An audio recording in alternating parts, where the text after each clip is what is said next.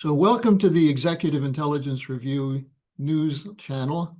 We, as you know, have started a new platform of interviews, and I'm delighted to be able to speak today with Avi Shlaim, a renowned historian and author. Avi, welcome to our program. It's a pleasure to be here and to be talking to you. Now, just to give people a sense of who you are, I'm going to reference your three books that I think are the most crucial for understanding the current situation in Southwest Asia.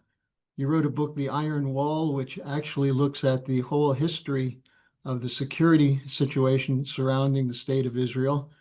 Your second book that I'll mention is called Three Worlds, Memoirs of an Arab Jew, which is sort of a journey from Baghdad to Oxford, but a very insightful example of how autobiography can be real history.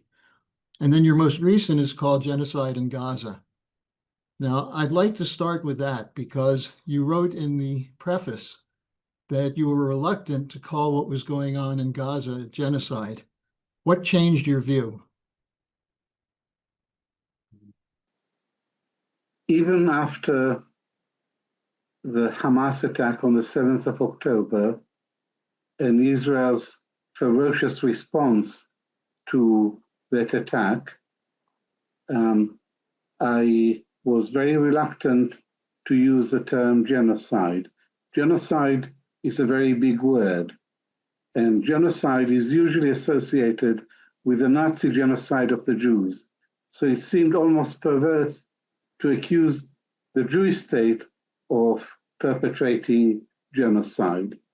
And in my autobiography, which you just mentioned, Three Worlds, Memoirs of an Arab Jew, I'm very critical of the Zionist movement, especially of its attitude towards the Jews of the Arab lands, of Arab Jews like my family and myself. But I write, for all its sins, Israel has never been guilty of genocide. After the 7th of October, I was forced to change my mind.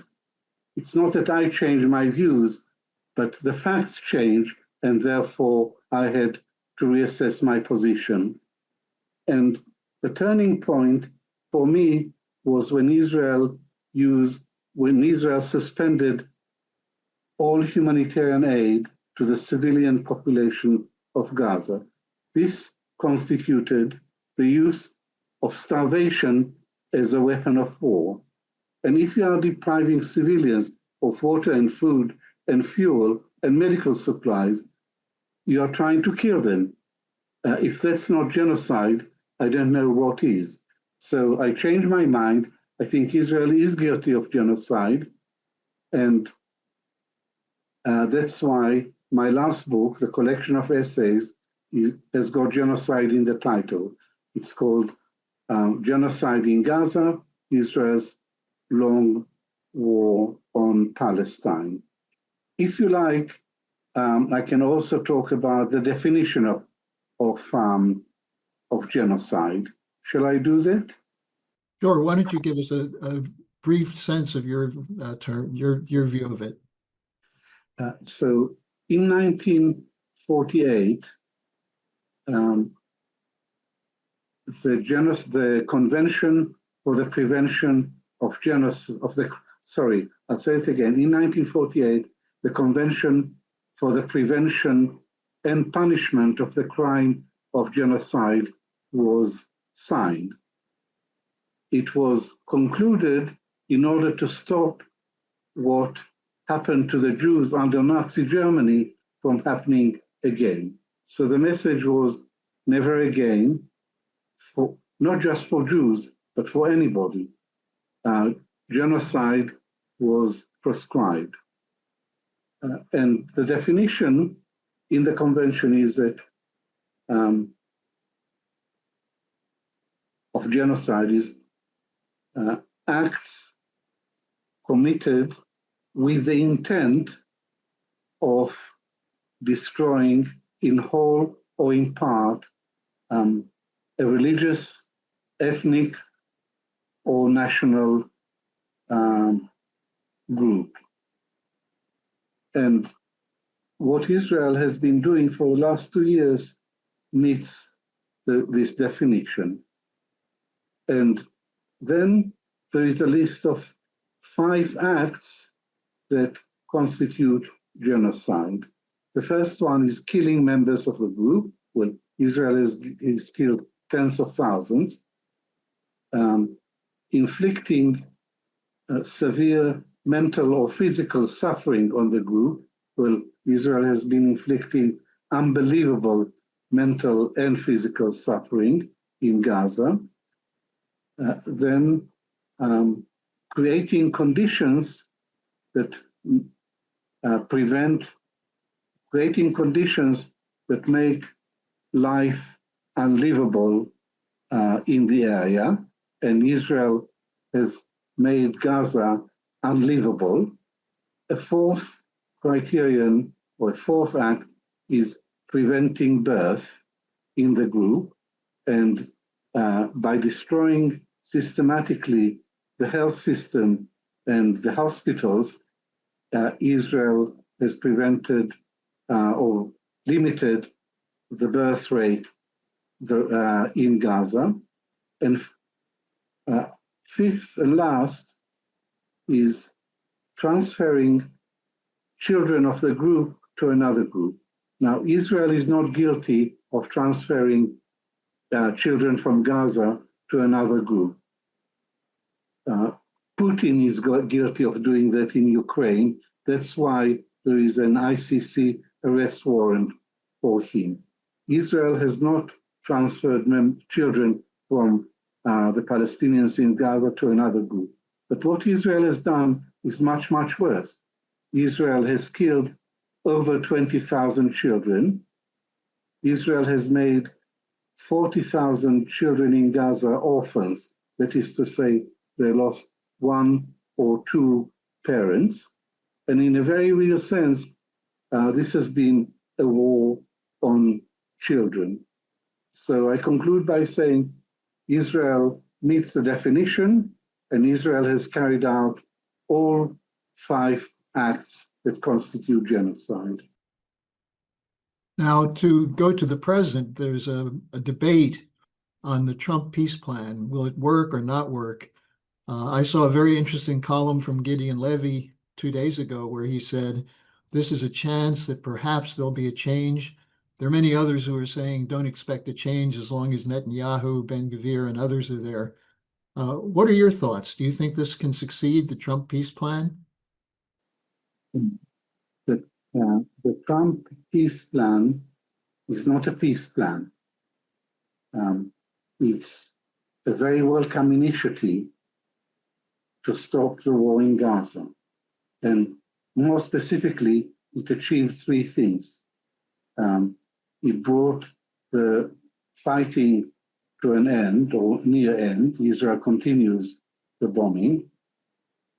Secondly, it secured an exchange of Israeli hostages for Palestinian prisoners held by Israel.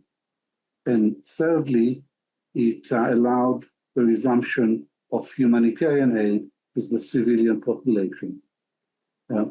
So it's a very positive initiative, and all of these things were urgently needed.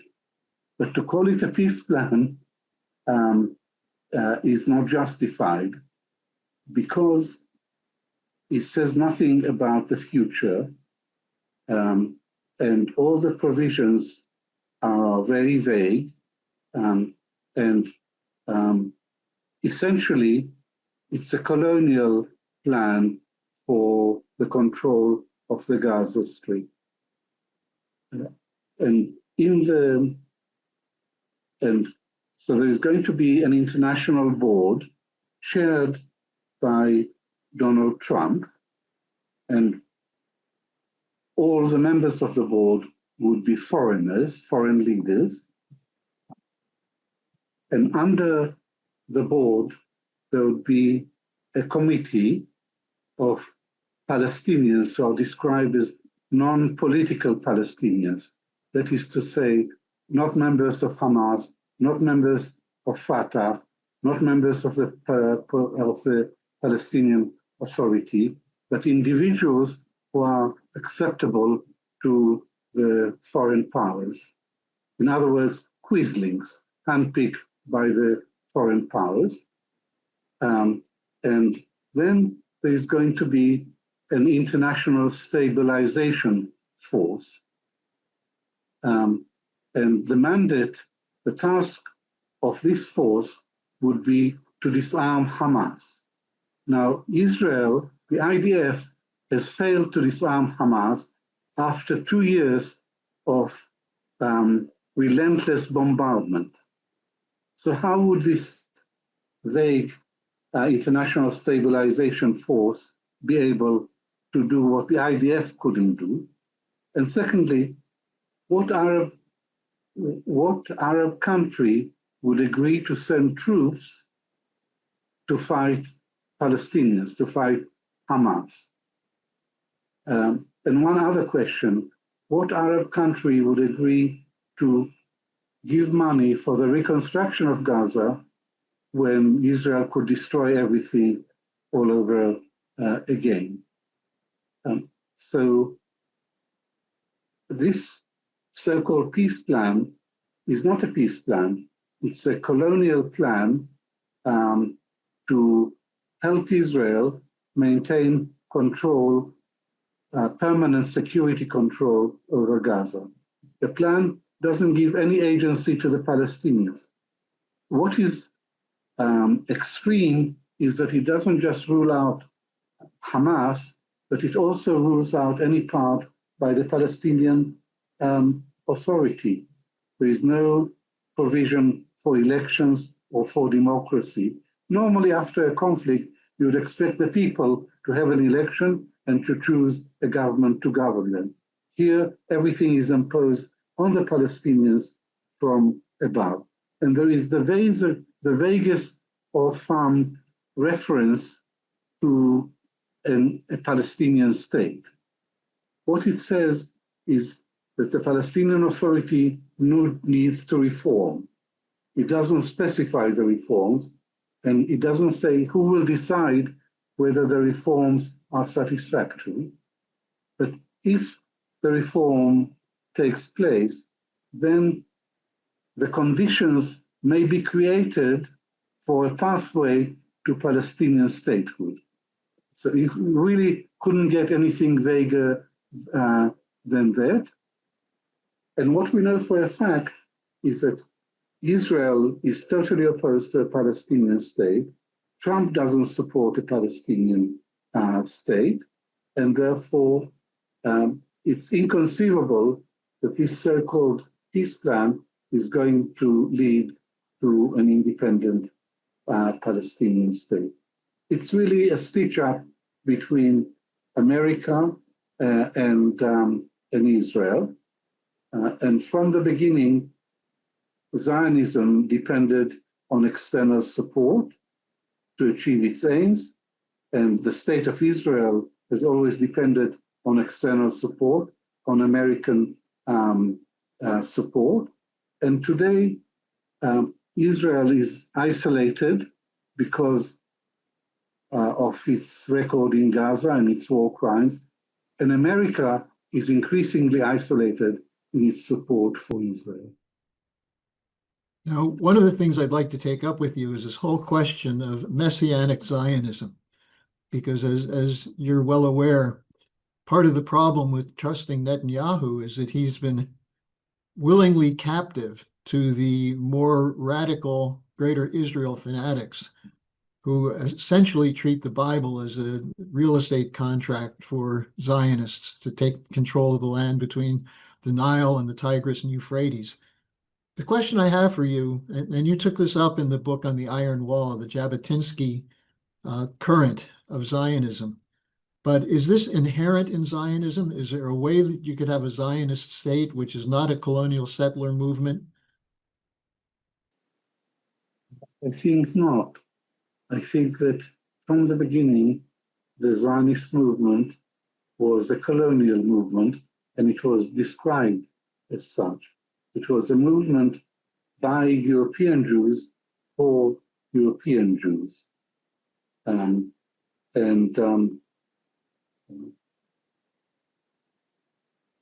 The turning point in the history of Zionism was the Balfour Declaration of 1917, which pledged British support for a Jewish national home, in other words, a Jewish state in Palestine. In 1917, the Jews were 10%, the Palestinians were 90% of the population, and the Jews owned only 2% of the land. But Britain, in its wisdom, allocated national rights to the Jewish minority and denied it to the Arab majority. And the history of the British mandate in Palestine is the history of how Britain stole Palestine from the Palestinians and gave it to the Zionists. Noam Chomsky once said that settler colonialism is the most extreme and vicious form of imperialism. Settler colonialism is the most extreme and vicious form of colonialism. And for the last century, the Palestinians have been at the receiving end of Zionist settler colonialism on the one hand, and Western imperialism on the other hand, first under Britain, and since 1948 to this day under America. And since the aim of the Zionist movement from the beginning was to create a Jewish state on as much of the land, as much of the territory of historic Palestine, with as few Arabs within its borders as possible. That's the formula of Zionism all along. And this is the guiding principle of the present government. This explains the destruction of Gaza and the attempt to expel the population of Gaza, which was only blocked by Egyptian resistance, and the intensification of the ethnic cleansing of the West Bank. Now, Netanyahu's extremist coalition partners introduced a new element into this Zionist program, and that is the Messianic element, the overtly racist element, the notion of Jewish supremacy, that the Jews are superior, Arabs are inferior, and God promised the whole of the land of Israel, which includes the West Bank, of course, to the Jewish people.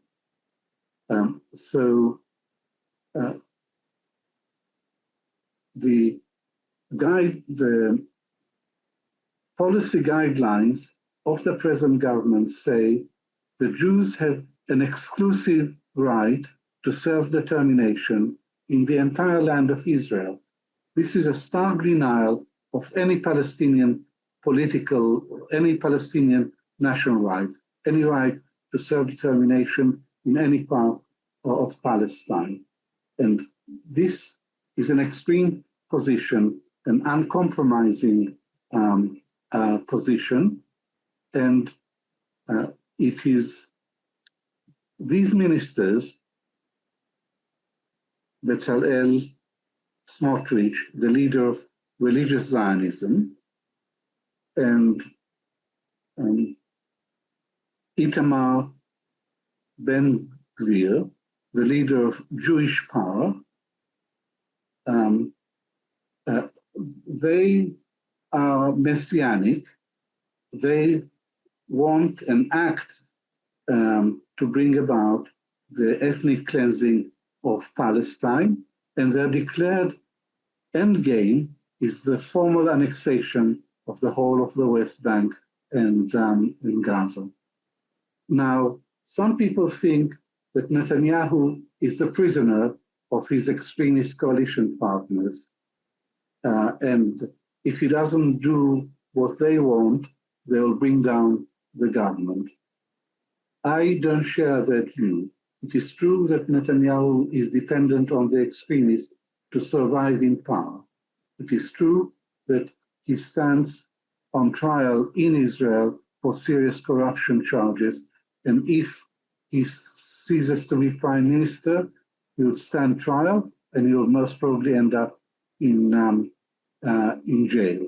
So he has a personal and a political stake in continuing the war in Gaza and the ethnic cleansing of the West Bank. But I think that Netanyahu is an extremist himself. He grew up in a revisionist Zionist home. His father was Ben-Zion Netanyahu, was the political secretary of Ze'ev Jabotinsky, the spiritual father of the Israeli Iran.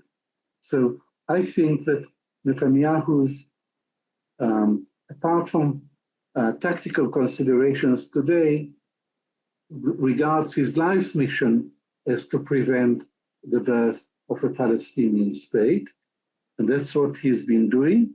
And that's why I said to you earlier that the Trump peace plan has no chance of leading to a Palestinian state or to peace as long as Netanyahu and his company are in power in Israel. You mentioned the importance of the Balfour Declaration and the British Mandate. We've written extensively on the fact that the Zionist movement was used by the British establishment, to move into the area that was being evacuated by the Ottoman Empire, as a part of a British geopolitical strategy. It appears that that still exists for many people in the city of London. How do you think that became institutionalized in Israel?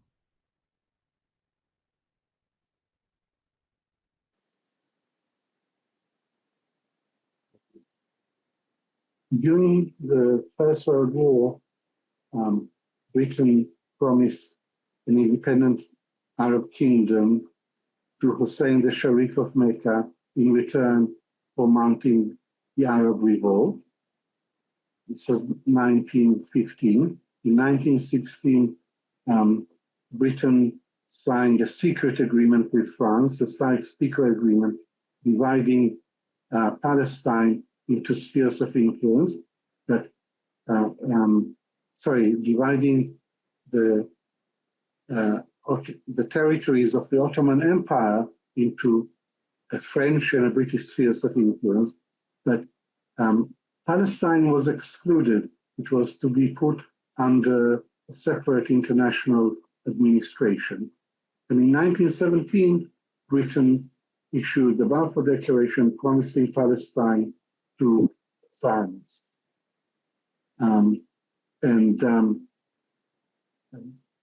Lloyd George was very anti-French, and he reneged on the Sykes-Picot Agreement, and that was his motive for issuing the Balfour Declaration, because he thought by supporting Zionism, Britain would have an ally in Palestine, a close ally, and through the Zionists, Britain would be able to control the access to the Suez Canal and the routes of the communications to the Far East. So that explains geostrategic motives behind the Balfour Declaration. But the Balfour Declaration, judged from Britain's national interest, from the British point of view, was a colossal strategic blunder.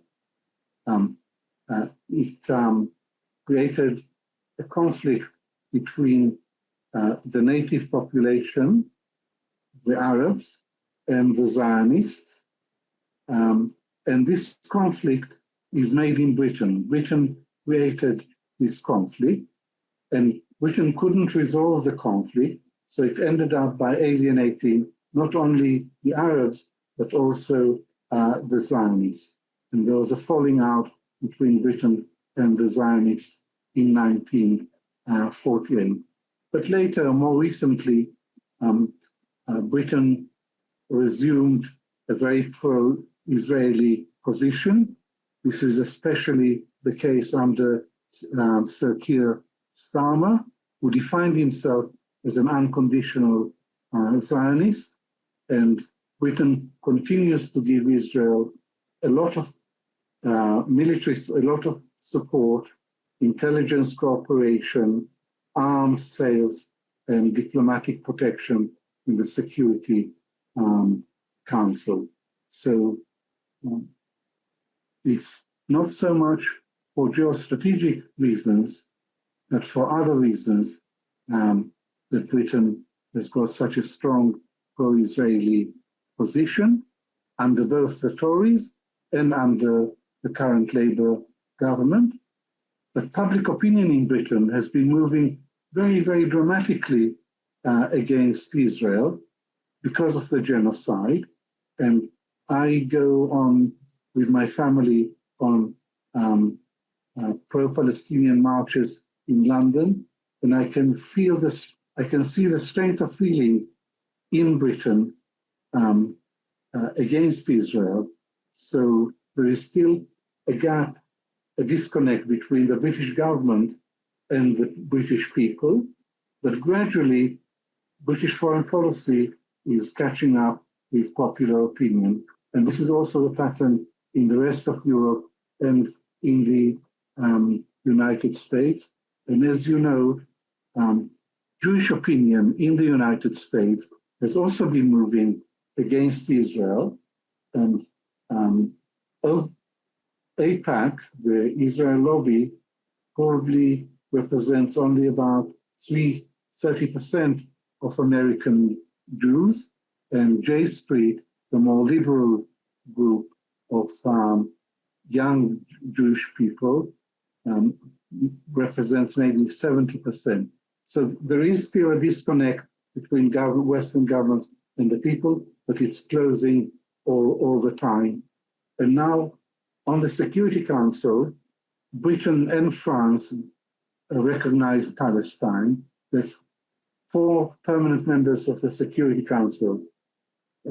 China, Russia, Britain, and France recognize Palestine, and America is is isolated. It's the odd one out that doesn't recognize Palestine. So the trend is against Israel and in favor of the Palestinians. On the British question, I'm sure you remember what Lord Palmerston said, that Britain has no permanent friends, only permanent interests. And so I wouldn't be surprised to see a change taking place on that. Just on the question of the change underway, the election of Mamdani in New York City was a real shock to the Zionist lobby in the United States, because New York City is one of the largest concentrations of Jewish people in the world. And about 1/3 of the Jewish vote went to Mamdani, who was anti-Zionist and a Muslim, but not a radical. And this has caused a real shakeup. Maybe we can take that up at another point. I just, in the time we have left, I want to go to something that you had written that struck my interest, that as part of the Iron Wall overall outlook, the Zionists have always rejected the idea of diplomacy in favor of military strength. And you said that the one attempt to shift that was Rabin and Oslo, where Rabin basically seemed willing to take up the question of trading land for peace, some of the occupied territory. And we know what happened after his assassination, that the land for peace died with Rabin. Is there a way to bring that back? Or I know you've said that you no longer think a 2-state solution is possible. Was the failure of Oslo, the end of the idea of 2 states, in your opinion? I look at it in a broad historical perspective.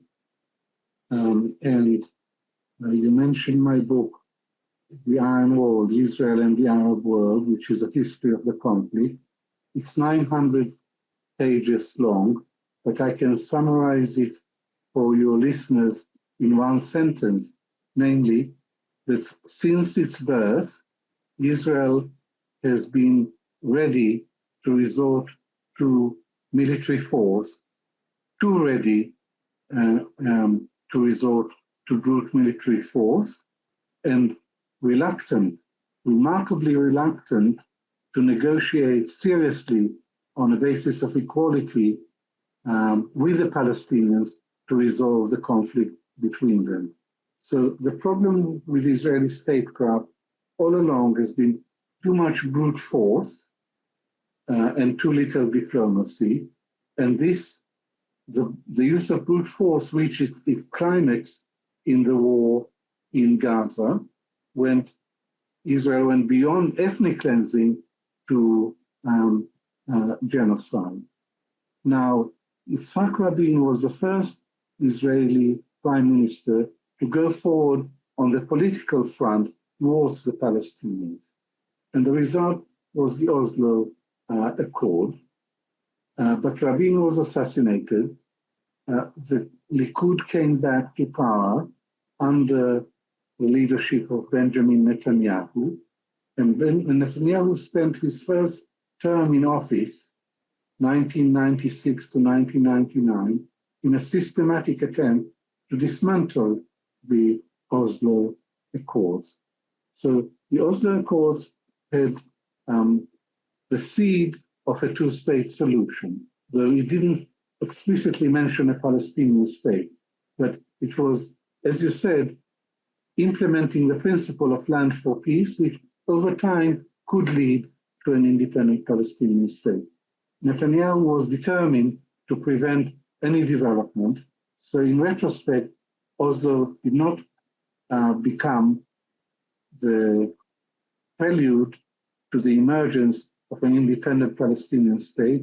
It became a trap for the Palestinians, and this is where the Palestinians are today, in a trap with total Israeli domination of the entire area from the river to the sea.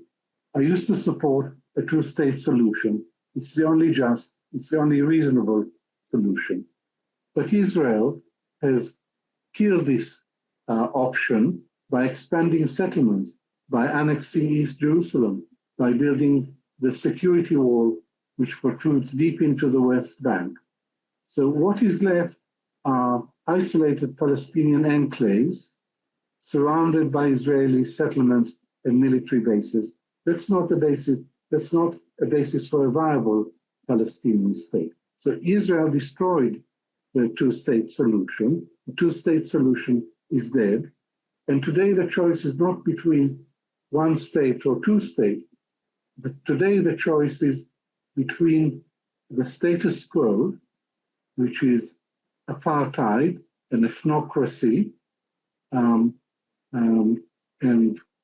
brutal military occupation and bloodshed, or one state with equal rights, one state from the river to the sea with equal rights for all its citizens, regardless of religion and ethnicity. And it's this alternative that I clearly prefer to the status quo. Let me just take a couple more minutes of your time to present to you the idea that Lyndon LaRouche came up with as a way to get out of that trap. He said that you need to have incentives for both sides to live in peace, and that those should be not in the realm of political agreements, which can be torn up very easily, but economic cooperation with mutual benefit. And he drafted something which he called the Oasis Plan of canals between the Mediterranean and the Red Sea into Israel, where there could be desalination plants to produce fresh water to green the desert.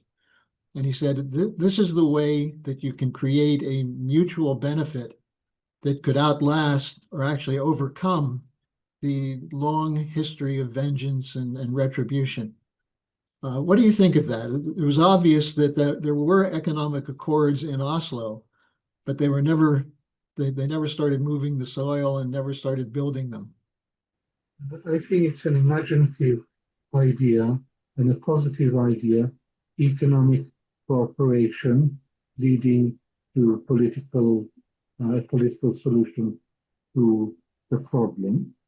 And Oslo envisaged it to start cooperation in specific fields, economic fields, and build mutual trust and gradually increase the cooperation and the scope of the agreement. And Oslo did work for the first 2 years until terrorism was reduced to nothing, because 70% of Israelis and 70% of Palestinians supported the Oslo Accord. It gave them hope for the future. But with the assassination of Rabin, hope was lost, and there was nothing to replace it. And Netanyahu never agreed to grant, never agreed to concede national rights to the Palestinians. But he did believe in giving them economic incentives. But this policy hasn't worked, and it cannot work, because the Palestinians are not a rabble. They are a nation. They are people with very advanced political consciousness. They want an end of occupation. They want independence and sovereignty. And no amount of economic incentives are going to change things. Well, I wish we had more time, because we didn't even get to one of the implied subjects of your memoir, that is that the clash of civilizations is a modern concept, that it didn't really exist in the Baghdad that you lived in. So I hope we can come back at another time and take that up. But I'd like to thank you for your honest and frank approach. I hope that people will share this video and go read your books, because what's needed is in-depth understanding, and not just the profiles that are used to manipulate people. Thank you very much. It's been a pleasure talking to you, and through you, I hope to have reached some of your listeners, and I'm grateful to you for giving me this opportunity.